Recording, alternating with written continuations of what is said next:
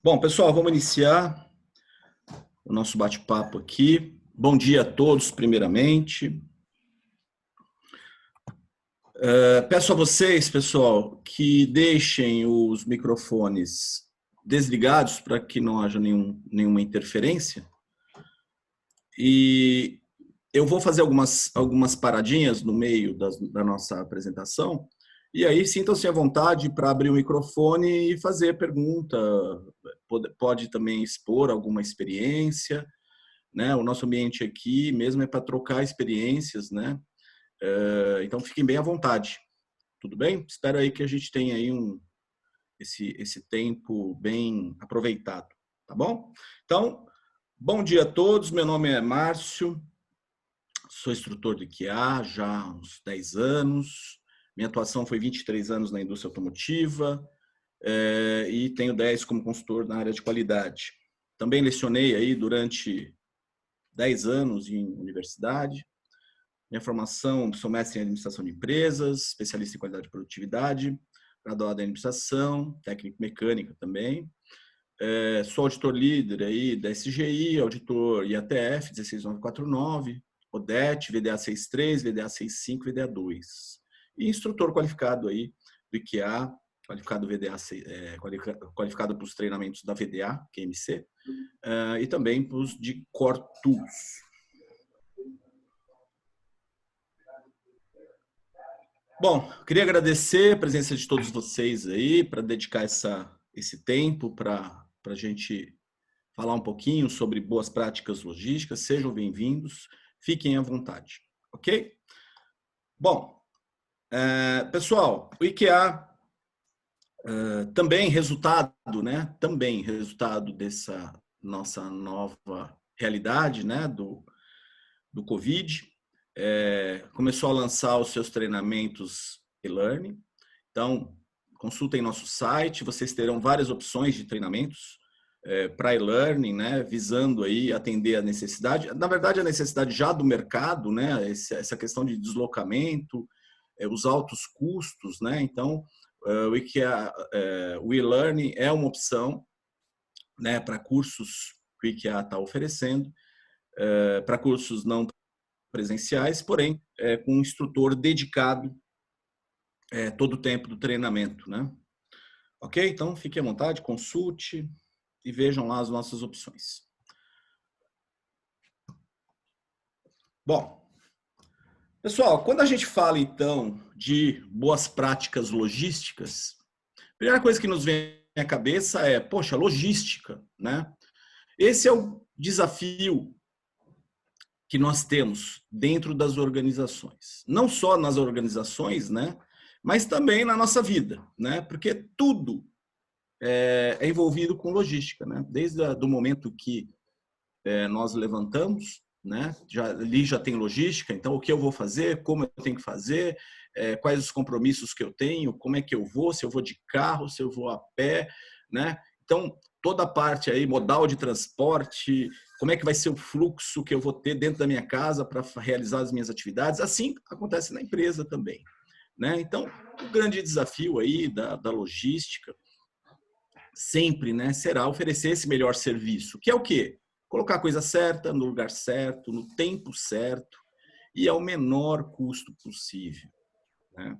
Então, vocês imaginem hoje, né, pessoal? Olha, eu acho que a situação hoje ela é propícia, inclusive, como exemplo, né, como um cenário interessante para a questão logística. Vejam que, em função dessa pandemia, as empresas não podem mais atender, né, diretamente. Então, elas têm que fazer tudo via seus processos aí de e-commerce. Então, vejam, hoje você entra num site qualquer para fazer uma compra e uma das primeiras coisas que você vai avaliar é o prazo de entrega. Então, geralmente, hoje, quem tem o menor tempo, né, de entrega é o que vai acabar ganhando o pedido, é aquele que tiver mais agilidade interna, né? Aquele que tiver o menor lead time, desde o momento do pedido até o momento da entrega. Obviamente, né, que precisa ter, essa entrega precisa ser confiável, ou seja, se ele prometeu 2 dias, que sejam os 2 dias. Porque se ele não fizer nos 2 dias, certamente vai perder o cliente. Então vejam, pessoal, que hoje essa questão logística ela está latente, né, no mercado. Porque as pessoas hoje não estão mais saindo de casa para comprar, né? As empresas têm que colocar na porta. Ok? Então, para vocês terem uma ideia, né? Que são coisas, por exemplo, que podem quebrar, né, essa confiança do cliente. Por exemplo, tem empresas que você faz o pedido, mas ela não, por exemplo, se você morar num prédio, ela não entrega no seu apartamento, ela deixa embaixo. Então, veja, que logística é essa, né? Onde a pessoa tem que pegar o produto e levar. Imagina se é um produto pesado, né? Então, a pessoa tem que levar para si. Então, muitas vezes a pessoa não compra em função dessa logística. Ok? Então, vejam, pessoal, eu estou explorando um pouquinho fora do cenário automotivo, só para a gente ter uma ideia que logística é uma coisa muito ampla e que a gente não pode apenas pensar, né? Geralmente a gente pensa em logística. Eu trabalhei, né, muitos anos na indústria e logística geralmente é um departamento. As pessoas acabam dando o nome a um departamento que faz, recebe pedido do cliente e faz entrega e faz expedição, né? Restringe a logística a só esse campo. Só que a logística, ela vai desde o pedido ao seu fornecedor até a entrega ao seu cliente. Então, ela tá inserida em todas as operações. Ok? Então, esse é o nosso grande desafio. Bom, essa logística que a gente fala, né? Então, são esses processos integrados aí, né? Que, a partir do momento que eles trabalham juntos, eles agregam valor nessa cadeia. E eles têm 3 grandes partes. Eles têm 3 grandes partes. A logística de suprimentos, onde você vai tratar dos seus fornecedores. A logística de produção, né? Desde o momento que a matéria-prima ela está no estoque até o momento que o produto final fica completo. E a logística de distribuição, que é a partir do momento que você recebe o pedido e coloca isso na casa do cliente, ok? Então, são esses 3 pontos aí. Então, aqui nessa figura, a gente pode ter uma visão melhor desses 3, né, desses 3 pontos. Então, aqui à nossa esquerda, a logística de suprimentos, né, de materiais. Então, suprimentos, né, que é a parte de administração de materiais, suprimentos, transportes, armazenagem de matéria-prima. Aqui você tem o planejamento e controle de estoques, que está linkado aqui com a logística de produção. Vejam que as duas aqui estão interagindo, né?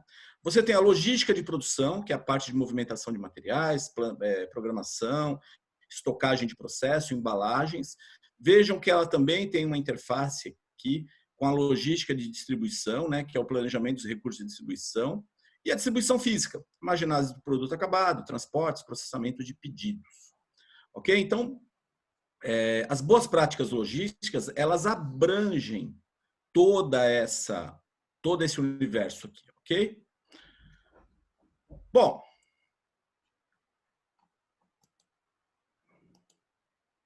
quando a gente fala de processo logístico, né, o que a gente busca? Se a gente está falando de processo logístico, todo processo tem entradas e tem saídas. Então, o que seria a entrada de um processo logístico, né? Então, se a gente for falar das entradas de processo logístico, a primeira pergunta: quais são as estratégias do seu processo logístico? Quais são os seus objetivos? Quais os riscos envolvidos no seu processo logístico?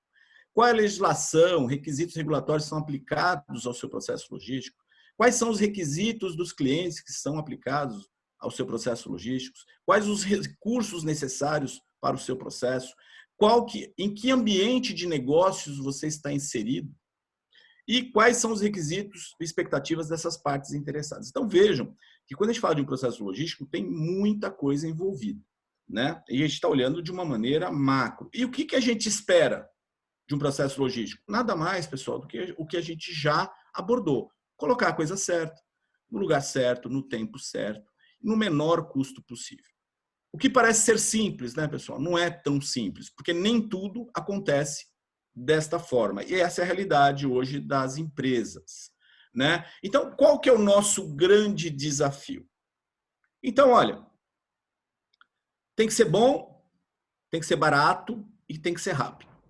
Só que a nossa realidade é o seguinte, geralmente a gente consegue estabelecer dois, né? Dois desses itens. Então, primeiro, se ele for bom e rápido, geralmente é muito caro. Se ele for bom e barato, geralmente você vai falar, vai demorar. Ou seja, eu não vou atender o prazo. Se for rápido e barato, olha, probabilidade grande de ter menor qualidade. Agora, e os três? E para ter os três? O cara vai falar, você está sonhando? Não é possível, né? Agora, a gente não pode aceitar essa condição, né? Esse é o problema. Nós temos que trabalhar para conseguir fazer o bom, barato e rápido. Esse é o grande desafio da logística, né? Então, pessoal, falando dos desafios, né, do nosso processo logístico, né? Então vamos falar focado aqui nos problemas logísticos do mercado brasileiro, né? Então, olha o que nós temos: globalização, pressão aí de players internacionais, né? E questões do próprio Brasil, né? Da nossa própria realidade. Então, essas variações aí de desvio desses processos logísticos, vejam, pessoal, nós estamos falando de vários modais, nós estamos falando de modal avião, aéreo, nós estamos falando marítimo, nós estamos falando de ferrovias,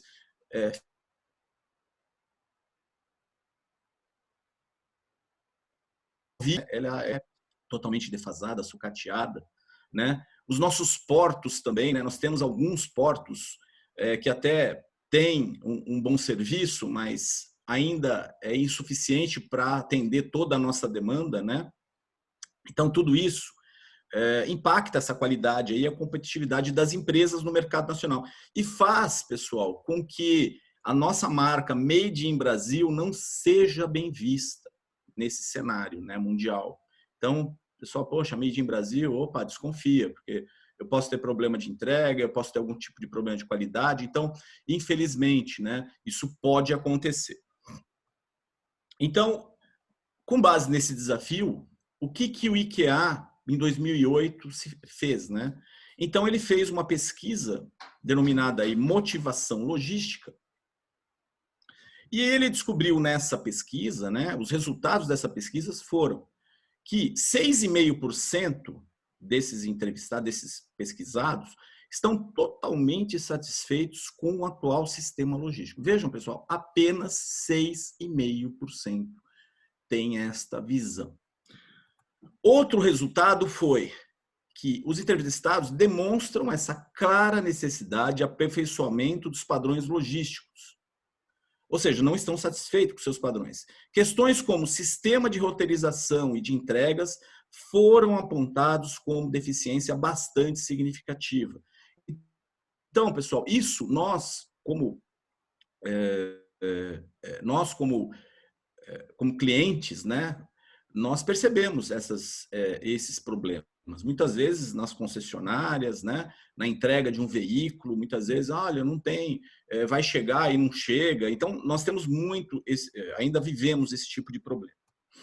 62% entende que a ineficiência no processo logístico pode afetar os resultados da empresa e causar uma imagem negativa. Então, isso é um bom sinal, né? Significa que as empresas elas estão reconhecendo a importância desse processo logístico, ok? E que isso realmente afeta a sua imagem aí no mercado. 68% sentem a necessidade de obter um material padrão e homologado por autoridades do setor, né? Então, tudo bem, eu preciso melhorar, né, o meu processo logístico, mas como eu faço isso? Né? Existe algum padrão reconhecido internacionalmente para melhorar o meu processo? Existe.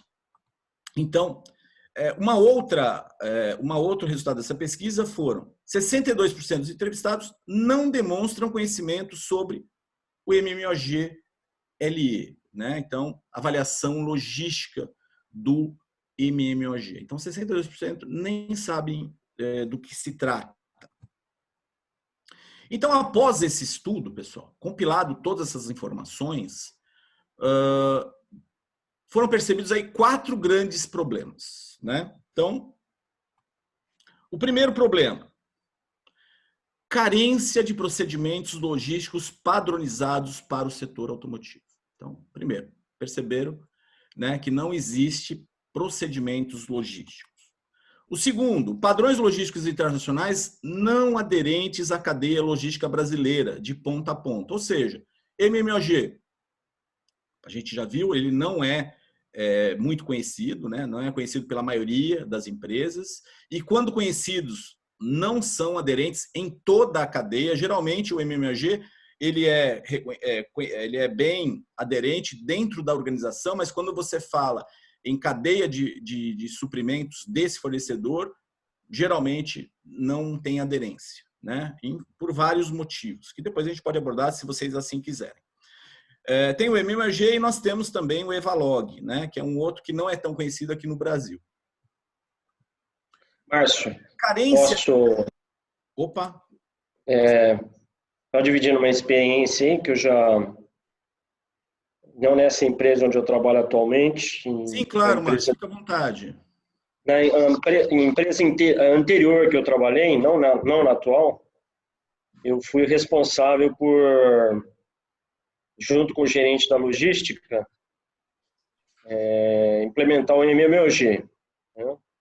Então, aconteceu exatamente o que você falou.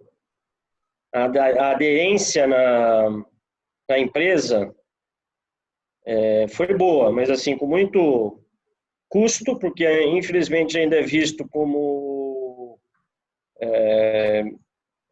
é que eu vou dizer, papel, né? Não enxergam como um sistema de gestão, né? Sim. Voltado para resultados, com metas, enfim, com desdobramento para estratégia, procedimentos, auditorias, e sim é visto como trabalho não necessário, mas superamos essa barreira, vamos dizer assim, aí na hora de ir para os fornecedores, porque tem um capítulo do MMOG que é direcionado inteiramente a fornecedores, um grande problema, né? Um grande problema. E aí as causas desses problemas são as mais variadas possíveis, né? Tamanho do fornecedor, ele não tem como investir, ele também não entende, não vê vantagem, né, no sistema de gestão do MMOG. Então, realmente, isso é um problema que eu vejo assim com bastante preocupação, né? E não vejo a curto, médio prazo solução para isso. Ainda mais na atual época, a gente não sabe como é que a gente vai voltar, né? A gente tem opiniões, mas assim, certeza a gente não tem, né? Márcio, nós não temos mesmo. Eu também concordo com a sua colocação e eu vejo isso, né, nos treinamentos. A gente está abordando aqui o MMOG, gente, mas o MMOG ele está dentro das boas práticas logísticas, né? Porque é uma ferramenta de avaliação, ok? A gente vai abordar, obviamente, não só essa ferramenta, né? A parte de avaliação. A parte de avaliação ela faz parte das boas práticas logísticas, mas falando do MMOG especificamente, o que eu percebo dentro dos treinamentos que realizo do MMOG, primeiro porque muitas empresas elas adotam o MMOG por uma exigência do cliente, né? E não como uma ferramenta de gestão logística para fazer a melhoria do seu processo logístico, né? Então, geralmente o cliente mandou, então eu vou adotar isso como prática. Tudo bem, até aí tudo bem. Aí você fala, as pessoas experimentam o MMOG. Conheço empresas que hoje adotam o MMOG como uma ferramenta, vamos dizer assim, de vital importância para o seu processo logístico, independentemente da necessidade do cliente, ela já adotou essa ferramenta. Conheço empresas, aliás, uma empresa que decidiu adotar o MMOG, o resultado do MMOG, como um indicador de processo para eles, interno.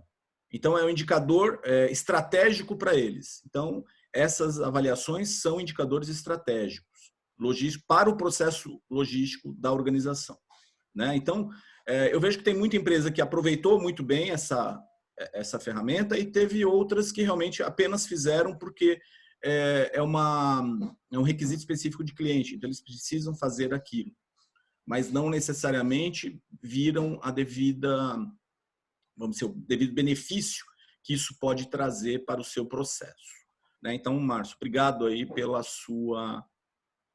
seu comentário aí, ok? E eu convido o restante do pessoal, que se tiver algum comentário a fazer, trazer alguma experiência, fiquem bem à vontade, que esse nosso bate-papo aqui é bem à vontade, ok? Obrigado, Márcio. Então, vamos dar sequência aqui. Bom, pessoal, outra coisa, carência de acordos logísticos nas pontas da cadeia, né? Então, nós estamos falando aí, ó, Tier 2 com Tier 1 e com as montadoras. Muitas vezes esses acordos eles não são claros ou muitas vezes não existem, né? Então, poxa, eu tive um problema ou como devo conduzir essa situação? Não existe nenhum acordo. Portanto, quando não existe acordo, pessoal, qual o resultado? Conflito, né? Fica uma relação conflituosa porque não tem acordo. As partes não se resolveram. Então, isso foi percebido também como um dos grandes problemas. Ok? Uma outra coisa, pouca utilização de logística reversa. Ou, vamos dizer aí, de fretes retorno, para minimizar o risco, os custos, desculpe. Pessoal, vamos lá. Quando a gente fala desse frete retorno, o que a gente quer dizer? Poxa, o caminhão, ele sai, digamos, né? Vamos falar de rodoviário. Ele chega na tua organização cheio, com carga, descarrega. Qual seria o planejamento ideal? Que ele saísse carregado, ok? Porque senão ele perde, né? Esse tempo, ele sai com o caminhão vazio. Então, hoje se dá pouca importância, né, para esse processo, de avaliar esse processo, de como manter, né, esse frete retorno utilizável para você conseguir reduzir custo. Né? Esse é um grande desafio das empresas, inclusive. Ok? Quem busca fazer isso, né, o Milk Run, por exemplo, ele hoje é uma alternativa usada pelas montadoras, né? Então ele roteiriza e aí ele vai buscando as cartas para manter, né, o melhor aproveitamento aí, ele racionaliza rotas e tudo mais. Mas é uma das opções, né? Mas geralmente quando o frete é da própria organização, geralmente ele vai cheio e volta vazio, ok? Então o desafio seria, como é que eu faço para minimizar este custo? Bom, e um dos aspectos dos mais perceptíveis, né, foi o seguinte: não é dada grande ênfase a aspectos logísticos durante o APQP, ou seja, durante a fase de desenvolvimento do produto e do processo. Então, aonde que a logística já deveria estar sendo considerado o processo logístico? Lá durante o início de um desenvolvimento de um novo produto. E geralmente logística ela é vista muito como questão de embalagem, né? Como é que vai ser a embalagem? Quando é visto, né? Então, embalagem, mas não se dá assim uma devida importância para o processo logístico. Ok? Então, tanto na logística de suprimentos, quanto na de produção, quanto na distribuição. Geralmente é muito focado na parte técnica, né? Ferramentas, aspectos técnicos do produto, mas não a questão logística. Como é que eu vou transportar esse produto? E não só, né, pessoal, para o cliente, mas internamente, como é que esse produto, qual vai ser o fluxo desse produto?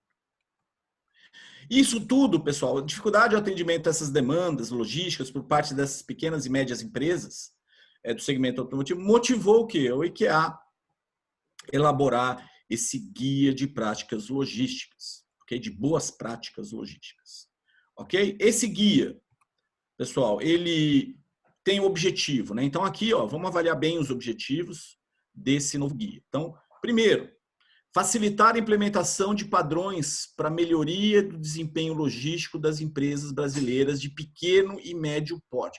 Vejam, pessoal, o foco é empresas de pequeno e médio porte, que tem, lógico, menos recursos.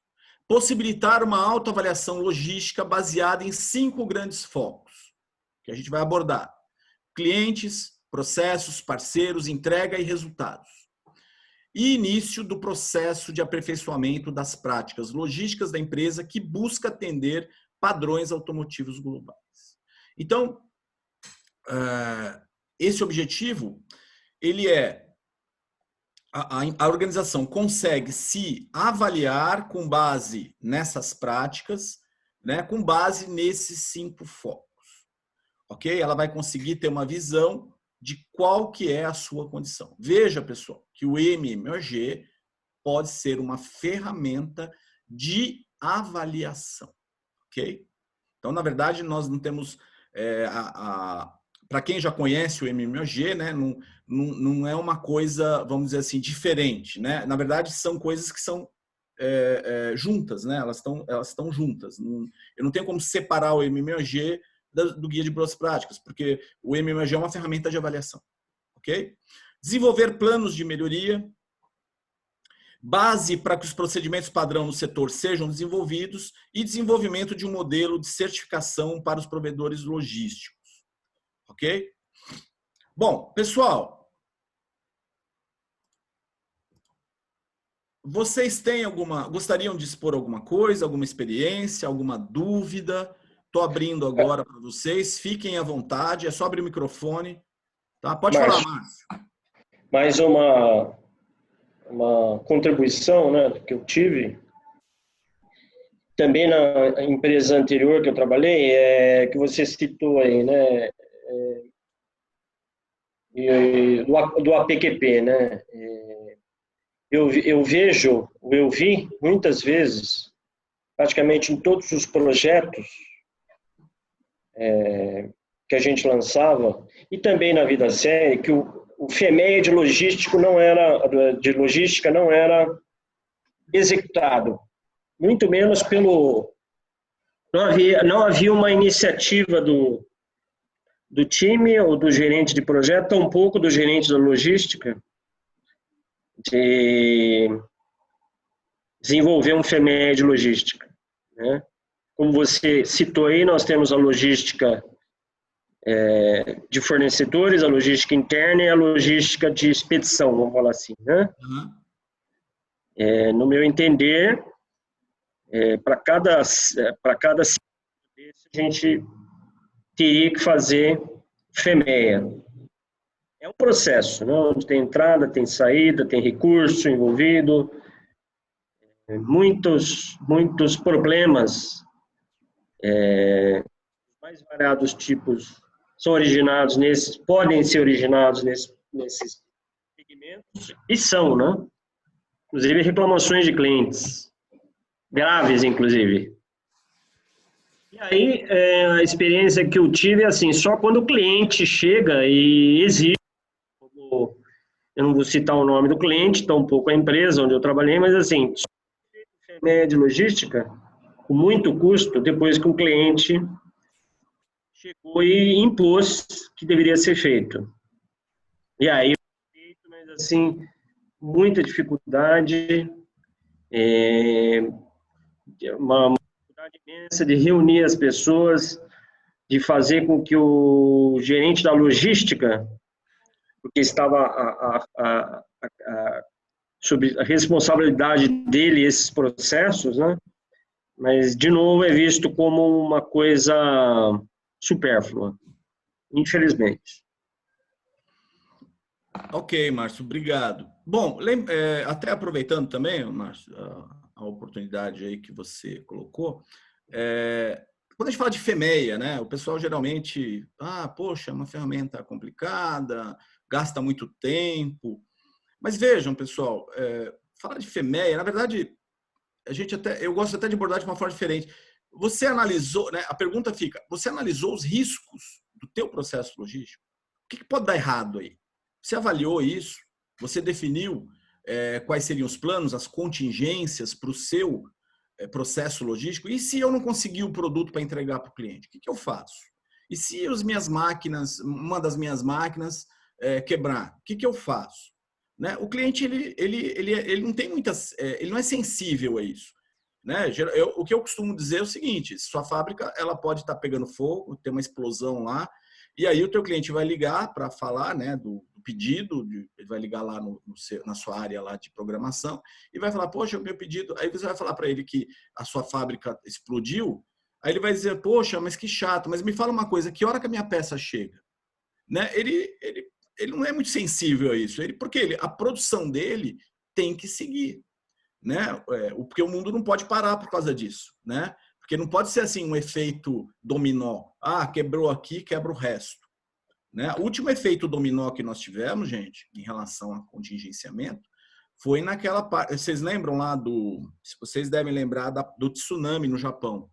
Né? Aquilo realmente deu um problemão. Mas olha que os japoneses, eles até previram, eles tinham essa visão, né, que poderia ter um tsunami, só que as barreiras que eles fizeram na costa eram muito baixas. Né? Eles não imaginaram que o tsunami pudesse ser daquele tamanho, né?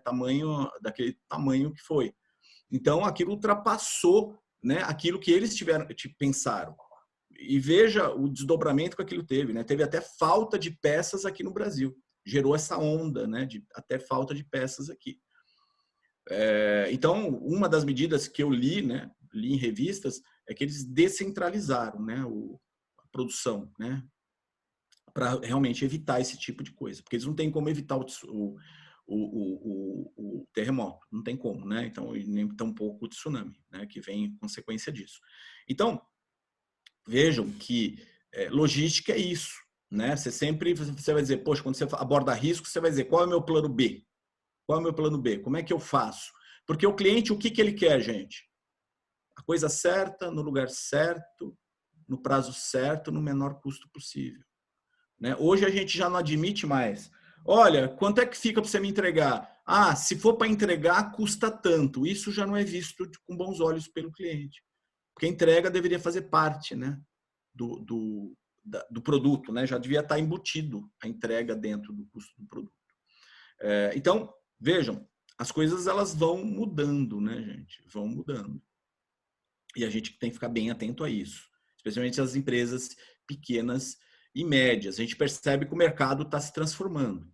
Hoje, você pega, né? Se a gente for avaliar a IATF 16949, ela vai dizer o seguinte em relação ao desenvolvimento de fornecedores, que os fornecedores precisam obter a certificação, precisam ter, né, essa certificação ISO 9000 e que o fornecedor precisa desenvolver a sua cadeia com base na IATF. Tem que ter um plano. Estou falando de maneira bem resumida, e tem que ter um plano para que essa cadeia alcance a certificação da IATF 16949. Então, gente, em outras palavras, a norma ela já está meio que, né, dizendo, olha, quando tiver uma nova revisão, provavelmente, né, eu não duvido que a norma exija que toda a cadeia de fornecedores seja certificada IATF 16949. Então, ou seja, todos vão ter que atender a todos esses requisitos. Então, vejam que nessa questão logística, né, esse guia ele já prepara, né, essa cadeia de fornecimento de pequeno e médio para essa onda que está chegando. A exigência, pessoal, vai aumentando a cada dia. Né? E qual é o melhor momento da preparação? É agora. É agora que eu tenho que me preparar. Eu não posso esperar, né, vir a exigência para ir atrás. Pode ser tarde demais. Então, é uma questão preventiva. Então, olha, quanto mais eu me antecipar a resolver os meus problemas, mais preparado eu estarei na frente. Então, essa é a grande é o grande ponto aí que a gente alerta, né? Toda essa cadeia de fornecimento aí. Tudo bem? Mais alguém, pessoal, gostaria de fazer algum comentário? Tá tudo bem? Então vamos lá. Bom, pessoal, os 5 grandes focos que eu falei para vocês, né, há pouco tempo aí. Então o cliente, os processos, os parceiros, a entrega e os resultados. Então, falando aqui do primeiro, no foco no cliente e o produto. Então, esse foco ele vai tratar do quê? De todos os aspectos que de forma direta ou indireta terão interface com o cliente. Né? Então, pessoal, tudo. Olha, como é que eu vou transportar? Como é que essa carga vai chegar? Como é que é a embalagem? Como é que é a etiquetagem? Como é que eu recebo o pedido? Como é que eu confirmo esse pedido? Como é que eu aviso o cliente que a carga está indo? Né? Então, uma reflexão aqui, pessoal, seria, né? É fundamental que a organização entenda que, se questões logísticas forem levantadas desde o início, ou seja, cotação, planejamento e desenvolvimento do produto e processo, a probabilidade de sucesso, olha lá, pessoal, a saída da logística, custo, atendimento a prazo, eliminação de erros e desperdícios em geral, será muito maior. Então, aonde começa a logística? Lá no planejamento, lá no APQP, ok? É lá que se trata, né? A gente sempre fala. Aí é no popular, combinado não sai caro, né? Tudo que você combina, que você estabelece, cria mais conforto entre as partes, né? Senão sempre nós teremos o quê? Surpresas no meio do caminho, ok? Então, olha lá, do que ele vai tratar, né? Onde nós, o que vai ser abordado, né, no guia. Então, primeiro, o APLP, que seria o APQP logístico. Então, pessoal, desde o início, conceito logístico, né? Vamos fazer lá todas aquelas etapas, as 5 etapas. Então, desenvolvimento do processo logístico, do projeto logístico. Vamos fazer as validações do processo logístico, ok?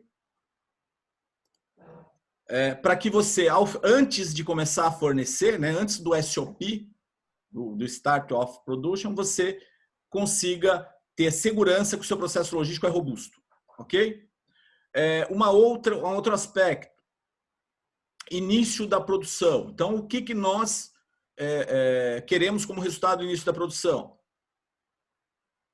Produto entregue no prazo, no custo, na quantidade e no local certo, né? Hoje em dia, as plantas das montadoras, né, elas estão, não só das montadoras, mas dos sistemistas, elas estão bem diversificadas. Então, você tem várias plantas, muitas vezes. E eu já vivenciei, né? Muitos fornecedores, eu mesmo como fornecedor na época, por problemas de informação logística, às vezes você entrega um produto no lugar errado, na planta errada. Então, você tem que estar totalmente, né, todas as informações claras no momento do SOP, ok? Gestão de pedidos, pessoal. Então, troca eletrônica de dados e sistemas integrados. Nós sabemos que hoje, nesse momento, já recebimento de pedidos manual, né, tem um risco muito alto. Por quê? Pela diversidade de produtos, pelos volumes. Então, o que se estabelece hoje, né? Os clientes, eles pedem troca eletrônica de dados. É muito mais seguro, muito mais rápido, né? Obviamente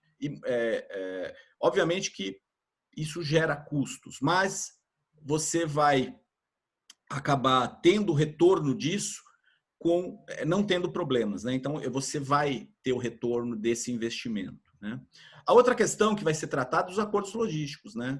Então, pessoal, acordo logístico é muito simples. O que eu devo fazer? Quais são as regras do jogo, né? Como a gente deve realizar esses acordos logísticos. Um outro aspecto a ser abordado, planos de contingência, né? Ou seja, poxa, onde o risco ele é eminente, muito alto, se esse risco se materializar, qual é o meu plano B? O que eu devo fazer, né? Para atender o cliente, né, gente? Para atender o cliente. Então, se eu não posso atender aqui, como é que eu vou atender esse? Uma outra questão é em relação às mudanças técnicas. Então, como é que são introduzidas essas mudanças? Os pontos de corte, né? Em que momento eu deixo de fornecer numa condição e começo a fornecer na outra, né? E o atendimento aos requisitos específicos do cliente. Por exemplo, tipos de embalagem, etiquetagem, questão de programação, software, né, de programação. Então, atender a todos esses requisitos. Então, por exemplo, tem clientes que exigem, inclusive, que você defina a promessa de entrega, né? Ok? Então, ficar atento a esses requisitos.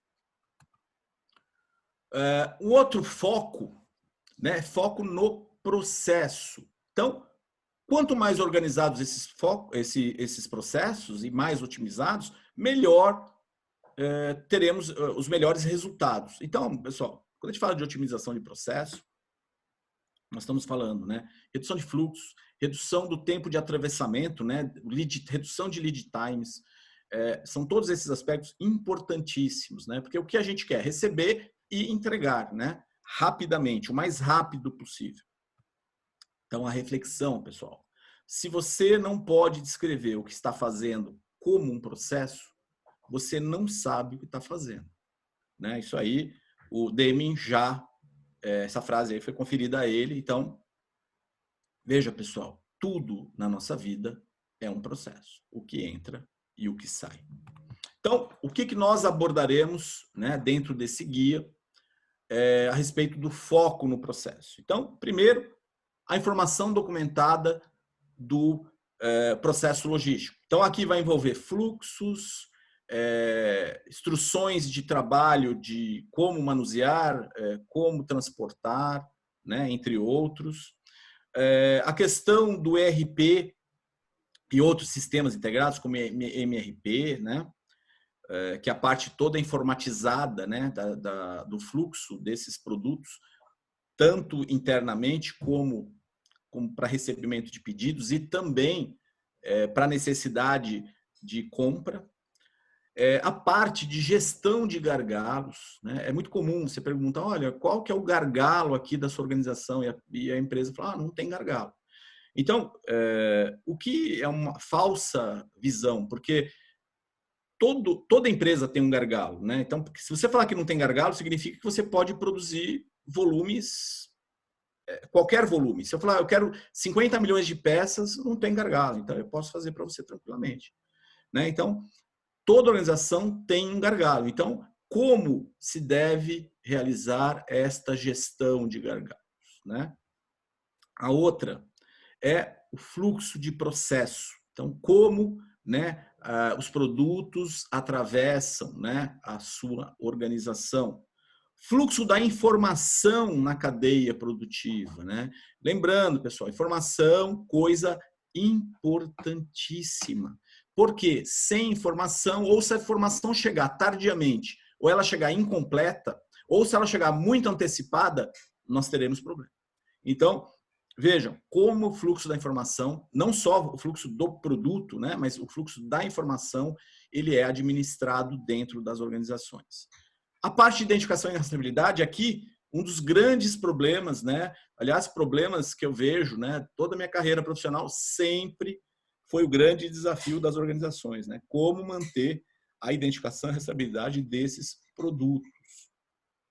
Então, hoje, né? Uma das alternativas que já está ficando, né? Mas é o que mais se usa ainda, por exemplo, no caso da identificação, a parte de código de barras, né? Mas hoje nós já temos outros sistemas.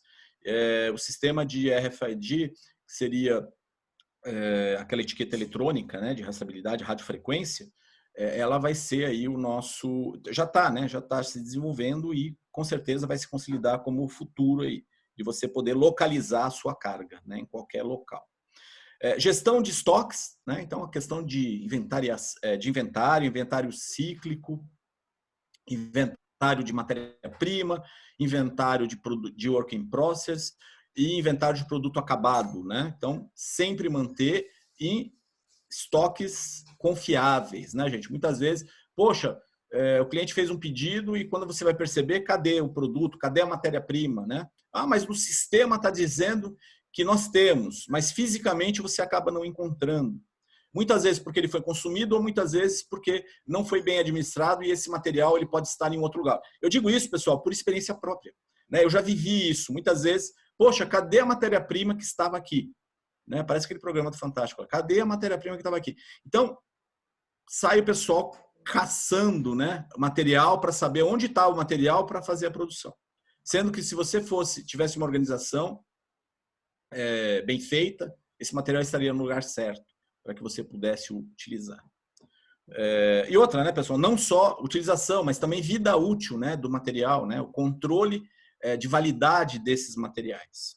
E, por fim, aqui, os produtos não conforme estoques de segurança, né? Como é que você faz essa gestão de produtos não conforme? E aí eu lembro, pessoal, produto não conforme e produto suspeito também, né? Então, como é que você administra todos esses materiais, né? E, inclusive, os estoques de segurança. Quando a gente fala de estoque de segurança, pessoal, nós estamos ligados a esse estoque de segurança sempre às nossas contingências, lembrando disso, né? Na verdade, a ideia não é se ter, né? Embora sejam, pode até ser política de muita empresa, mas a ideia é você ter esse estoque de segurança justo, né? Ou seja, é o mínimo que se pode ter para que eu atenda o meu cliente, né? Na verdade, não se motiva as organizações a terem grandes estoques, porque estoque é dinheiro, né? E dinheiro parado. Então, esse estoque de segurança justamente na eventualidade de você ter alguma quebra de produção, né? Então, a ideia é essa. Eu digo isso, pessoal, pelo seguinte, eu tive uma situação na empresa que eu trabalhei que certa vez fizeram uma mudança de layout na organização e falaram, poxa, mas eu tenho que ter esse estoque de segurança aqui, eu não sei onde eu coloco o estoque de segurança dessas peças. E era bastante, né? O estoque era grande de segurança. E aí, poxa, onde vai colocar, onde vai colocar? E aí teve uma pessoa que perguntou, mas por que a gente tem esse estoque? E aí, quando foi levantar a história, gente, esse estoque de segurança era para ficar 6 meses, porque era início de produção. Então, a montadora ela falou, faça um estoque de X peças durante 6 meses, uma vez que o processo ainda está novo, se você tiver algum problema, a gente vai ter peça porque é lançamento de veículo, né? Então, eu não quero quebrar as minhas vendas. E a gente já estava 2 anos com esse estoque de segurança, né? Então, quer dizer, não se tinha o quê? A gestão desses estoques, né? Então, veja que a gestão de estoques, ela estava ineficiente, né? Vamos dizer assim. Bom, pessoal, até algum momento, alguma pergunta que vocês gostariam de fazer? Pode abrir o microfone, quem fique à vontade. Alguém tem alguma questão? Gostaria de fazer alguma colocação, trazer alguma experiência? Fique à vontade. Não? Tá tudo bem? Então, seguindo. Só um segundo. É Valdir. Claro, por favor. É um prazer estar aqui, Márcio. Valdir, tudo bem? Tudo bem. Eu sou o diretor do IDESP, é um Instituto para o Desenvolvimento da Experiência e Automotiva é a nossa casa, né? Nós nascemos dentro da área de autopeças e automotivo.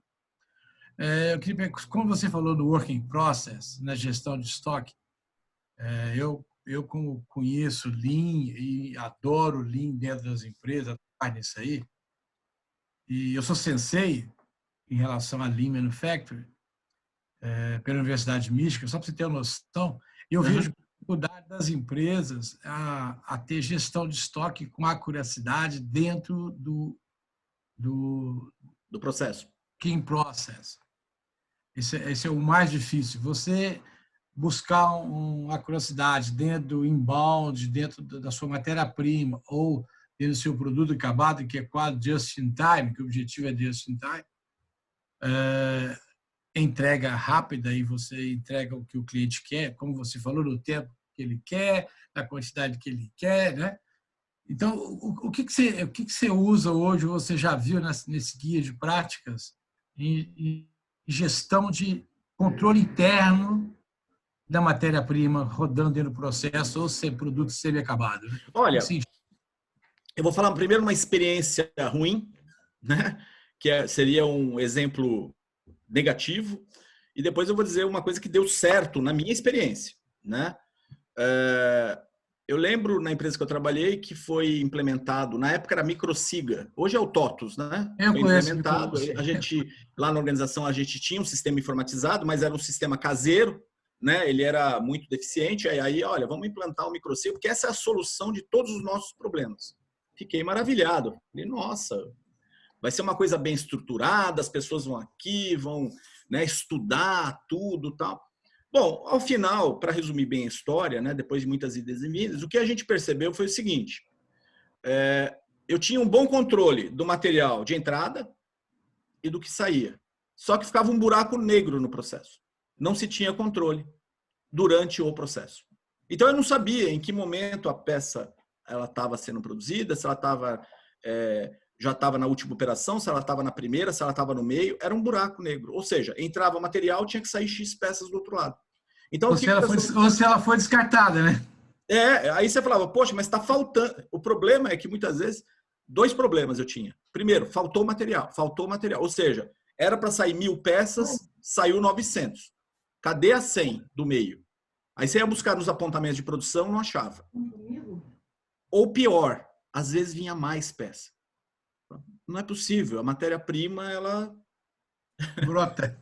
Ela brotou. Eu não sei o que aconteceu, porque era para sair 100, saiu 150. Como é que pode? Onde estava esse material?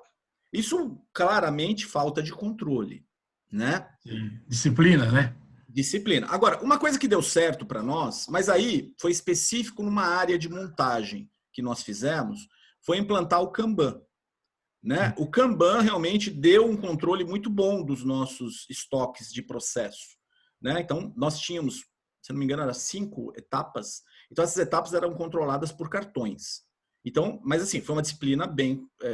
no início, a gente teve, o pessoal saía com o cartão no bolso, né? Então, sumia os cartões, essas coisas. Mas depois que a gente conseguiu implementar a disciplina, ficou muito bom, funcionou muito bem. Só que, né, Valdir, lembrando, esse controle era interno. Agora, quando eu falava da minha cadeia externa, muitas vezes você botava o cartãozinho lá, cadê a peça? Estava lá tudo vermelho. Entendeu? Então, essa é uma experiência que eu tive, né? Mas é lógico que isso não é uma fórmula que vai ser aplicada para todos, né? Para todas as empresas. Mas foi uma forma simples. Eu acho que o Kanban é uma forma simples de controle e que você tem ali dia a dia o que está acontecendo e as pessoas participam desse processo, né? Porque tem muita empresa que esse controle é muito focado lá no controle, no inventário, né? Então, faço o inventário, é ali que eu tenho o meu controle. E ficam períodos, né? Frequências que não são frequência, não é uma frequência alta, né? Geralmente são baixa frequência esses inventários. E muitas vezes, né? Se a gente for entrar no inventário, em cima de uma curva ABC, né? E aí você fica o inventário rotativo. Exatamente. E aí, se a gente for falar de inventário também, né, Valdir? Eu lembro também, e aí você fala, poxa, Márcio, mas você só fala de experiência ruim. Mas é ali que eu aprendi, né? Então, é porque a gente aprende mais com a dor do que com o amor, né? Mas vamos lá. O pessoal saia caçando pessoas dentro da empresa para fazer inventário. Entendeu? Quem quer fazer inventário? Então não tinha um treinamento, a pessoa não sabia porque ele estava fazendo. É assim, ó, conta as peças aí.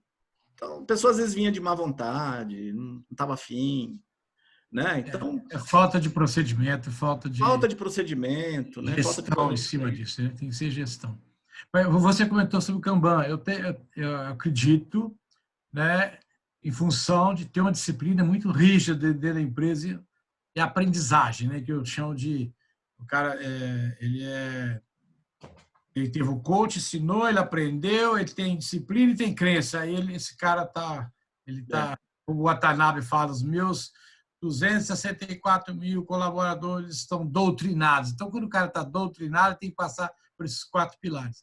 Mas eu mesmo assim, Márcio, eu até hoje, com SAP, o Oracle, qualquer um, eu não controle do working process, sabe? Concordo com você. Não, tanto que eu falei para você que eu consegui implementar isso numa linhazinha de montagem. Agora, o processo era estamparia. Eu não conseguia fazer isso. Então, mesmo que você tivesse apontador, não tinha como. Era furo atrás de furo de estoque. Não, e o financeiro vinha igual um louco em cima de mim, porque eu era o diretor industrial e queria saber o que eu tinha no meio da fábrica. Eu falava assim, é o que está no Kanban.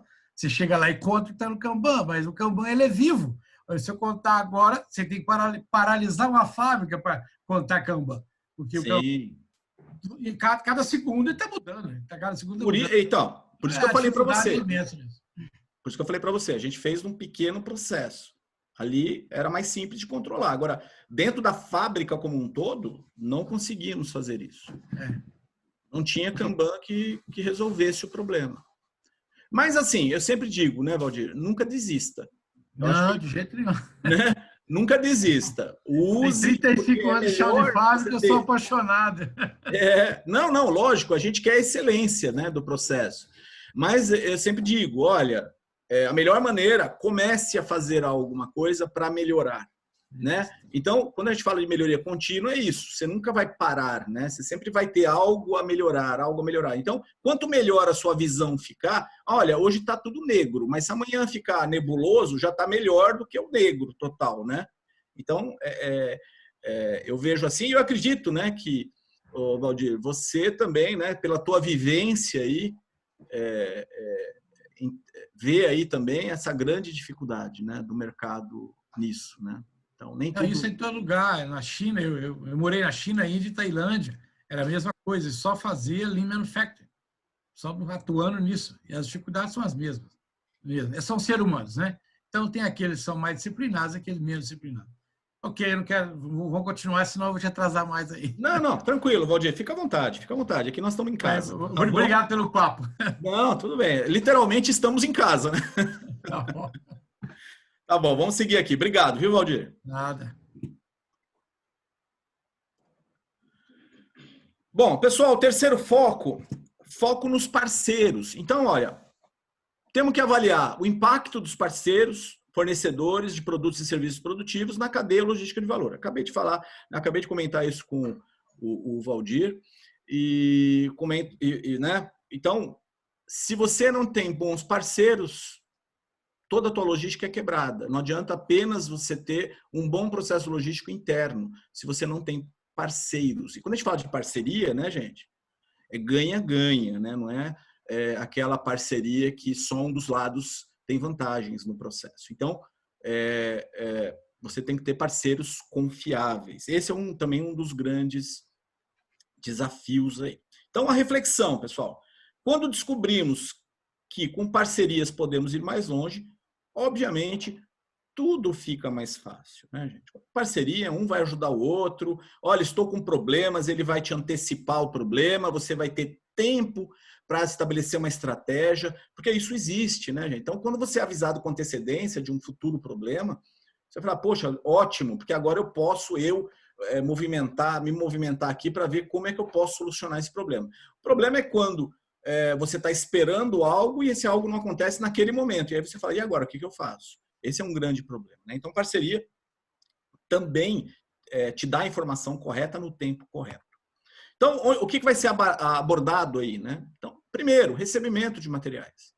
Então, questão logística de recebimento, área de recebimento. Olha, igual eu falei para vocês, mais um exemplo, né? Então, por exemplo, o pessoal, né, da empresa que eu trabalhei não comunicou aos fornecedores sobre a área as docas, né, de recebimento. E mandaram, né, o fornecedor mandou uma carreta para descarregar lá. Só que a carreta entrou e não tinha como sair, porque ela não tinha como fazer manobra dentro do pátio, porque o pátio era pequeno. Então, imagina, ela ficou um tempão para tentar manobrar, ela teve que sair de ré, né? E o que aconteceu com tudo isso? Impediu outros de fazer as entregas.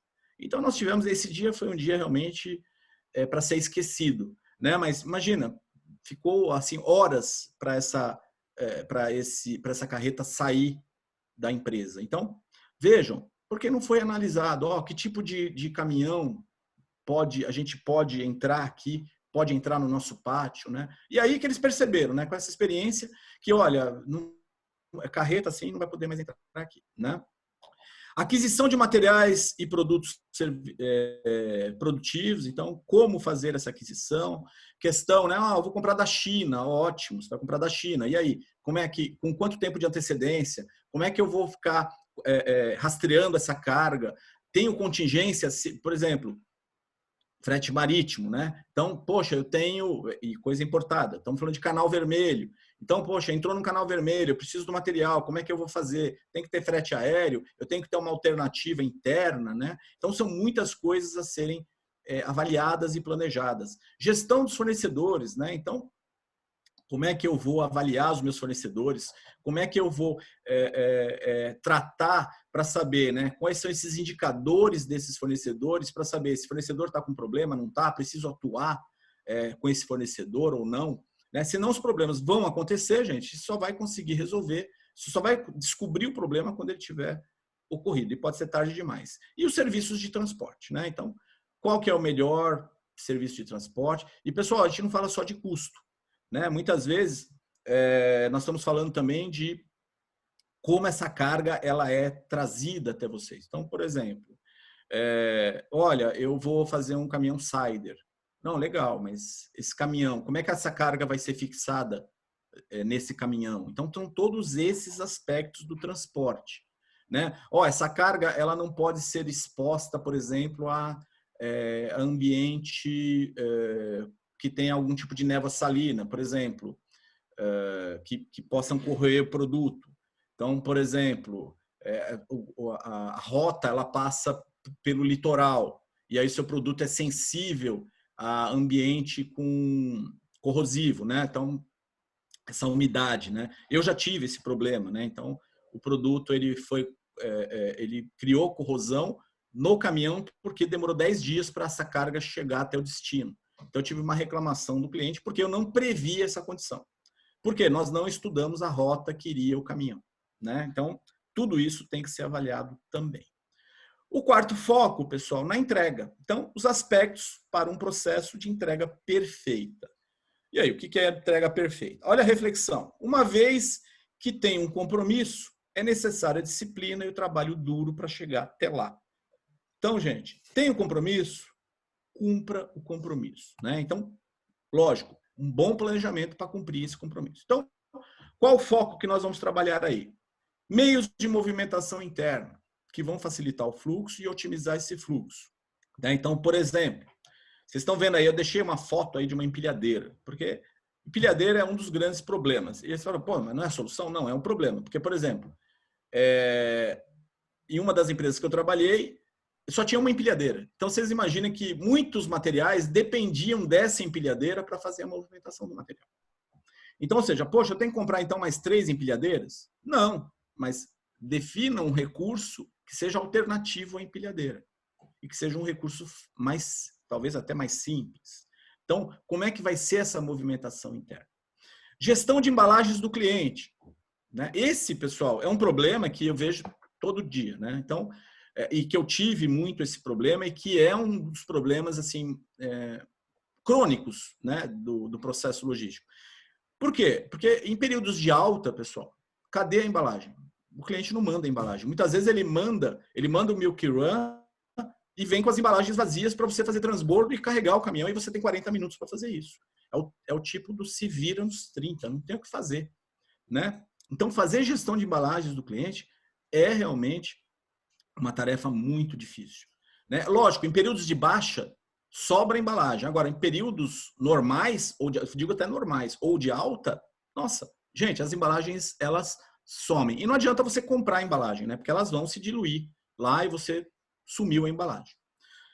Gestão de embalagens internas também, né, pessoal? Então, gestão de embalagem interna, qual que é a embalagem correta, qual é a quantidade necessária. Lembrando, embalagem muitas vezes precisa de limpeza, né? Porque elas podem contaminar produto, tem quantidade correta, tem layout correto, né? A gente tem que pensar na segurança do produto também. Identificação e rastreabilidade, pessoal, fundamental, né? Um dos grandes problemas das organizações, inclusive, para se manter os estoques, né? Se você não tem uma boa identificação, realmente, a curiosidade dos seus estoques também fura. Gestão de fretes, né? Gestão da frota interna e externa, então, tanto o transporte fornecido pelo cliente como por você mesmo, da sua própria organização, né? Então, como fazer isso, os horários, né? As rotas, então, como é que você avalia essas rotas, né? Lembrando, né? Por exemplo, tem áreas, o Brasil é um país continental, então, dependendo da onde essa carga vá, né? No caso de um frete terrestre, então, qual seria a melhor rota? Essa questão de segurança, né? Então, você tem muito aí piratas do asfalto, você tem rodovias em péssimas condições, então, muitas vezes, essas péssimas condições do asfalto pode danificar a sua carga. Então, tudo isso o pessoal de planejamento logístico tem que abordar quando faz a gestão dos fretes, ok?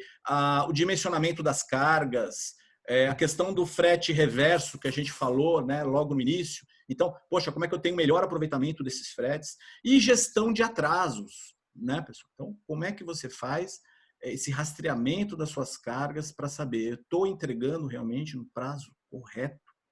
Né? O meu cliente está satisfeito com a minha entrega? O quinto e último, né, foco seria dos resultados. Então, o que você espera? Atender plenamente as demandas planejadas da maneira mais otimizada possível. E aí a nossa reflexão, pessoal, menos é mais, apenas quando mais é demais. Ok, pessoal? Então, esse negócio do menos é mais, cuidado, né? Apenas quando ele é demais. Então, olha só, indicadores, então vamos abordar indicadores de resultados do foco do cliente e seu produto. Então, quais seriam esses indicadores? Então, de entrega, os indicadores do seu próprio cliente, como é que você monitora isso? Né? Lembrando, pessoal, nem sempre o indicador do cliente vai bater com o seu indicador. Então, por isso é importante você ter um indicador interno, seu, do cliente, e o do cliente ele manda para você e você faz a comparação. Indicadores do resultado do foco nos processos. Então, ó, tempos de processamento, né? Esse é um exemplo, né, de análise, de acuracidade de estoques também. Indicadores de resultados de foco dos parceiros, então os indicadores dos seus fornecedores, né, de entrega, de quantidade, de qualidade. Indicadores de resultado do foco na entrega, né? Estou entregando na quantidade certa, está embalado corretamente, eu fiz os avisos os nossos avisos de entrega para os nossos clientes corretamente, né? O MASP e melhoria contínua, ou seja, pessoal, não atendi algum desses indicadores de resultado, como é que eu analiso as causas desses problemas e como eu resolvo esses problemas. E lembrando, não é só resolver o problema, também como é que eu estou fazendo, como é que eu estou conduzindo a melhoria contínua dos meus processos logísticos, né? E, pessoal, foco na análise dos processos logísticos, dos projetos logísticos. Uma análise clara de como os meus projetos logísticos estão sendo conduzidos dentro da organização. E aonde os projetos logísticos são realizados? Lá no início. Isso fecha o ciclo. Ok, pessoal? A gente fecha esse ciclo. Retroalimentando, né, o nosso desenvolvimento com essas informações. Ok? Tudo bem, pessoal? Então, o que nós temos aí, pessoal, para apresentação, né? Foi uma coisa rápida, até peço desculpas a vocês, a gente esticou uns 15 minutinhos aí, daquela 1 hora planejada. E aí fica um espaço agora, pessoal, para as suas perguntas. Então, fiquem à vontade aí, pessoal. Pode abrir o microfone e fiquem à vontade aí.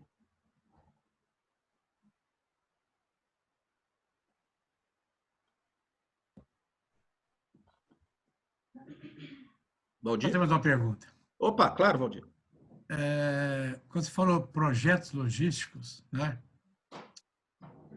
Qual é as ferramentas ou o tipo de projeto que você usa para se controlar ou ter a gestão de um projeto? Vou dar um exemplo, né? Aqui na informação aí. O PMBOK, eu uso o PMBOK, eu uso o Scrum, o Trello. Então, para fazer um projeto logístico, você está partindo como eu cheguei uns 15, 20 minutos atrasado, eu não sei se no início você já deu o pontapé de que é o projeto logístico em si, de quê? Para você fazer um projeto, a gestão desse projeto logístico. Então, nós abordamos isso no início no APQPL, que seria o APQP logístico. É esse que entra aí o projeto logístico. Tá? A gente usa esse. Claro. Ficou claro. Você falou agora. Ficou claro, né? Inclusive, vai sair um manualzinho do APQPL, tá? Do IKEA. Em breve, aí a gente vai lançar um manualzinho para os projetos logísticos. Com boas práticas aí. Né, você falou agora de empilhadeira, eu lembrei uma época eu era muito agressivo como diretor industrial, você vai aprendendo, né? Você vai aprendendo, né?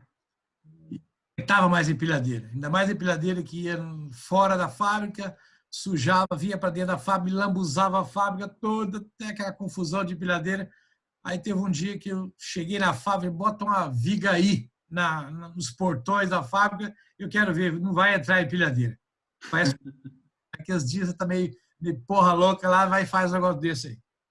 Aí a criatividade que tiveram de tirar a empilhadeira de dentro da fábrica, que nós sabemos muito bem que é jogar dinheiro fora, né? Ficar transportando material, a criatividade foi imensa. Não foi em função da minha agressividade, foi em função de você não ter o meio de transportar material. O cara tinha que arrumar o meio. Aí as equipes de Kaizen montaram várias situações. Carrinhos manuais, usaram próprios carrinhos automáticos, coisinhas simples que você carregava aquilo que era necessário, né? Porque você deu um exemplo mesmo. A empilhadeira, quando você precisa dela, o operador ou está no banheiro, ou o gás acabou, ou tá trocando lâmpada. Eu já vi trocando lâmpada. Isso. Então, é administrar um problema que não está na tua mão, alguém gera para você.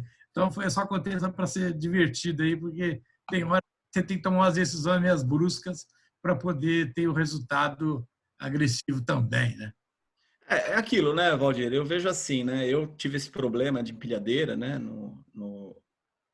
na minha época aí de indústria, e a solução que se achou, que eu acho que é a melhor, é você ter uma antecipação da disposição dos materiais.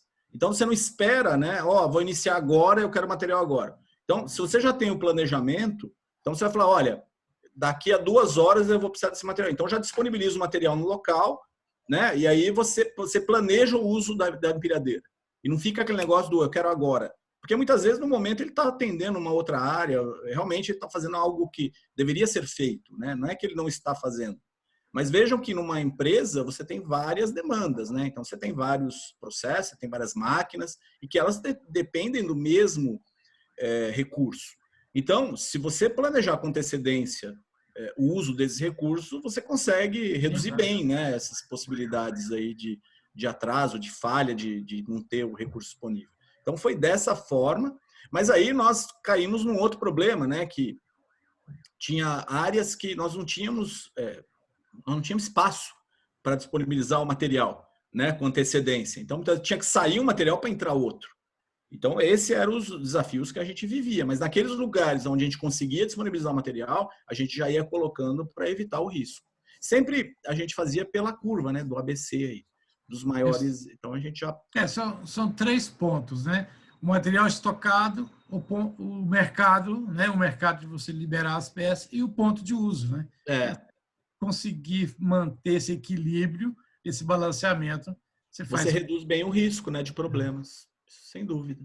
Okay. Mas valeu, Márcio, valeu suas explicações aí. Obrigado, viu, Valdir, pela tua colaboração, por expor. Eu assisti outros aí do Edson, já participei com o Edson aí também. Legal. Outro craque que eu conheço. Não, sim. Meu amigo Edson Cadeira. Ô, Edson. Márcio. Bom, pessoal, deixa eu pedir para vocês uma coisa. Alguém tem mais alguma pergunta? Gostaria de expor mais alguma coisa? Márcio, eu tenho uma pergunta, não sei se está me ouvindo. Oi, Rodolfo. Rodolfo? Sim. Tá baixo. Mais alto? Melhorou? Melhorou. Eu queria que você comentasse uma coisa que sempre me chamou muita atenção nas auditorias de certificação, onde eu auditei, que é o seguinte, parece uma coisa boba, parece uma coisa óbvia, mas em relação a isso que você falou sobre a falta de acordos, a falta de protocolos, ou mesmo a falta de desdobramento desse conhecimento ao longo da organização. Então, sempre me chamou muita atenção o seguinte, o programador reclama lá que os pedidos do cliente sofrem uma variação muito brusca. Né? O cara está pedindo, sei lá, 200 peças por semana e um belo dia ele pede 400. Aí, óbvio, né? O cara não tem como atender. Então, a primeira pergunta que você faz para o programador é o seguinte, escuta, qual é o nível de flutuação que foi acordado com o teu cliente em relação à flutuação dos pedidos? Ele não sabe. Normalmente, ele não sabe. Aí você vai atrás dessa informação. Às vezes, o pessoal lá do comercial ou do APQP, que deveria ter usado essa informação e desdobrado para o programador. Às vezes ele até conhece, mas não desdobrou. E muitas vezes ele não conhece. Então, uma coisa, para mim, sempre foi uma coisa muito inacreditável dentro da cadeia automotiva. Eu queria que você comentasse um pouco isso. Olha, não, Rodolfo, foi bom você ter abordado isso, excelente ponto. E aí eu vou te falar pela experiência, né? Começa lá no desenvolvimento. Geralmente, nossa, eu já participei de reuniões assim memoráveis com montadora e vários fornecedores. A montadora fala, olha, eu vou produzir 50 mil carros ano. Mês, sei lá, mês. Vou dar um valor qualquer. Só que esses 50 mil carros nunca aparecem. Então, geralmente, ele pede que você faça para 50 mil, só que ele faz o pedido de 10. E aí, o mercado, já conhecendo isso, o que eles fazem? Eles não projetam um processo para 50 mil. Eles projetam para 10. Porque ele fala, mas a montadora, então eu não vou investir em recursos para a produção de 50, eu vou fazer para menos. Porque geralmente eles nunca vão no pico da demanda. E aí, onde a gente percebe o problema? Depois. Quando ele pede esse pico, você percebe o seguinte, não consigo atender o pico. E olha que atualmente, né, não atualmente, mas eles já fazem há tempos, os chamados run at rates, produção de 2 dias, para ver a capacidade de produção. Né? Eles fazem isso. Mas, geralmente, esses processos eles não são projetados para atender o pico dessa demanda que ele pede. Então, Rodolfo, eu sempre observo qual foi o combinado lá no início. Quantas peças mês que você aceitou? Porque quando vem o pedido do cliente, ele coloca esse valor lá. E ele tem que considerar isso dentro do processo dele. Agora, você tem toda a razão, porque isso não é passado. Essa informação ela não flui dentro da fábrica. E as pessoas não sabem. Nem o programador sabe. Então, se o cliente vem pedindo 5 mil e, de repente, ele pede 30, ele bota os 30. Ele coloca os 30. E aí o cara fala, mas como é que eu vou atender isso? Não dá para atender. Aí, problema... Eu já fiz auditoria, Rodolfo, e você já deve ter visto, isso também já deve ter visto, que eu vi a programação do cara, ocupava 130% da máquina. Eu falei para o cara, mas peraí, como é que é 130? E você aceitou?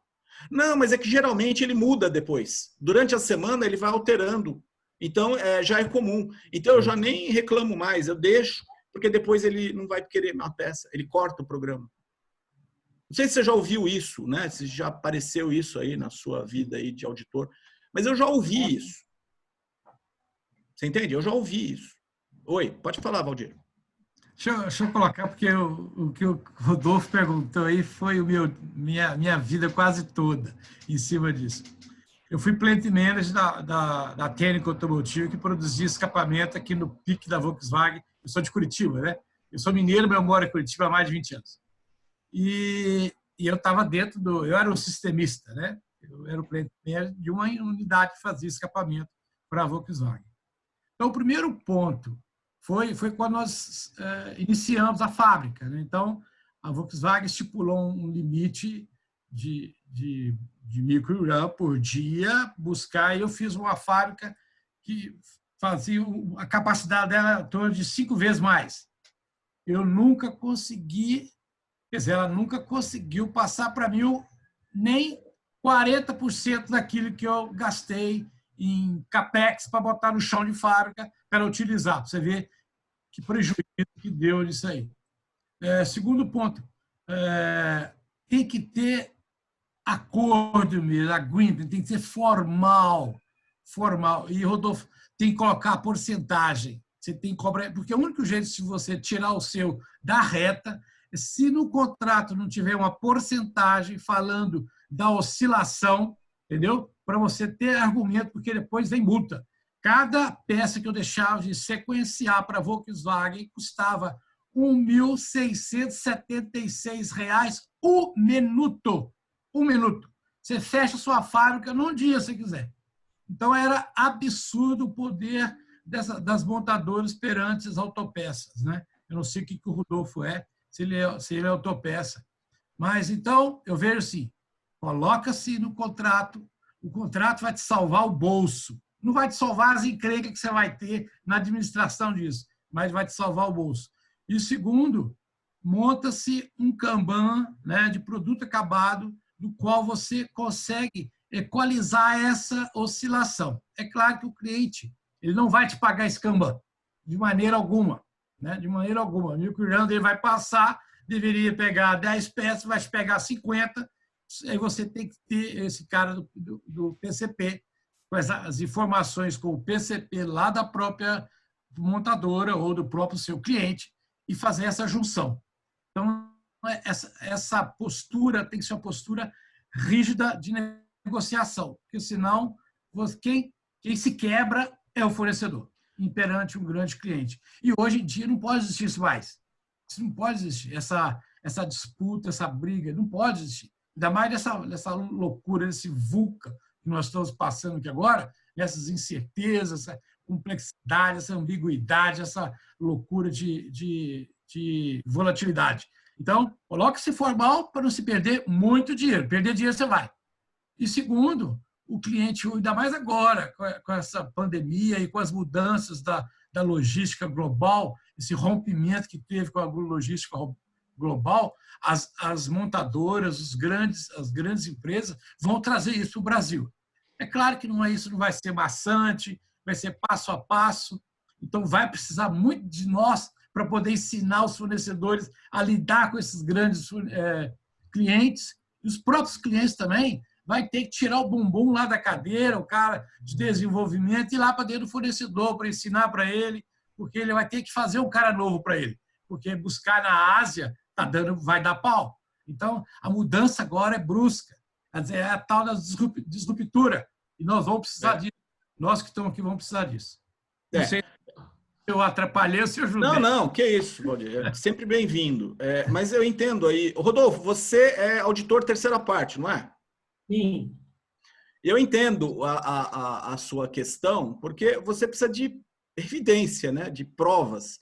Só que você não vê muita consistência nessas condições, né? Então você fala, poxa, mas da onde vem isso, né? Se você aceitou, cadê o acordo? Aonde isso está dizendo que você pode aceitar isso? Né? E geralmente, eu vou te falar uma coisa, né? O auditado ele não aceita muito esse tipo de condição. Ele fala, pô, mas o que você tem a ver com isso? Estou aceitando e acabou. Mas aí você fala, mas é para manter a segurança, né, do processo. Senão, se você não tem esse limite, você vai quebrar o processo do seu cliente, porque você não vai acabar o risco de não atender o seu cliente é muito grande, né? Mesmo porque, né, Rodolfo, quando você aceita essas diferenças, será que a sua cadeia de fornecimento está preparada para isso também? Né? Não é só você estar preparado, a sua cadeia foi preparada, você teve um acordo logístico com a sua cadeia de suprimentos, a coisa ela vai bem mais além do que isso. E geralmente o auditor, né, faço auditoria também, você vai puxando o fio do novelo. Né? Muitas vezes é o que eu costumo falar, o auditor ele vê um pelo, ele puxa o pelo, cai um urso na cara dele. Né? Então, ou seja, é um problemão que ele acaba pegando. E parece, né, Rodolfo, que essas coisas elas são crônicas, né? Não se resolvem, né? Não sei se você tem essa mesma impressão. Sem dúvida, e muitas vezes o programador fica se martirizando e penalizando e considerando atrasos, coisas que não foram estabelecidas como sendo característica de atrasos de entrega. Uhum. Mas porque a informação não chega até ele, né? Ele não tem informação. Né? Esse é um dos grandes problemas. E é gerador de conflito. Então, é crônico, né? Parece uma coisa assim, tão óbvia, né? tão primária, mas é o que, infelizmente, o que acontece. Né? É crônico, como você disse. É crônico. Bom, ok, gente. Pessoal, mais algum comentário? Oi, bom dia. Meu nome é Alberto. Eu queria... Oi, Alberto. Uma última questão aí que eu pensei que fosse abordada aqui no tema, mas não Alberto, quer abrir o vídeo? Oi? Quer abrir o vídeo? Você abriu o vídeo? Não. A minha questão é mais em cima do transporte. Certo. Eu vejo muito ainda a transportadora comprando o caminhão errado. Quem é que faz a orientação para esse pessoal?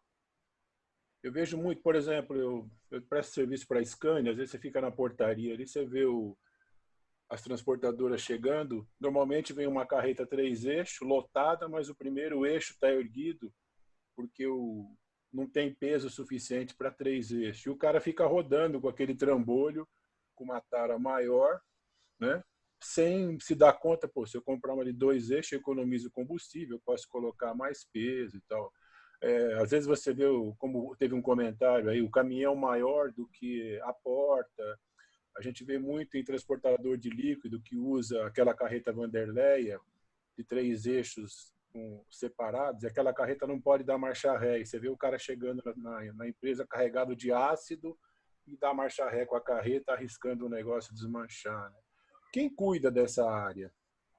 Então, Alberto, essa é a questão que nós abordamos, né? É a primeira questão, é o planejamento, né, do projeto logístico. Então, isso tem que ser abordado lá no início, antes de você começar, por exemplo, um fornecimento. Então, por exemplo, olha, que tipo de transporte que vai poder ser, né? Que a gente vai poder considerar. Olha, não pode ser essa carreta com 3 eixos, ela tem que ser nessa condição. Muitas vezes o fornecedor vai falar, olha, eu até te forneço num custo X, mas vai ter que ser com esse tipo de transporte. E às vezes, né, o comercial lá fala, o comprador fala, tudo bem, se é mais barato, depois a gente dá um jeito. Pensando só na parte do custo. Às vezes, você acaba pagando um pouco mais para você ter essa condição, né, melhor.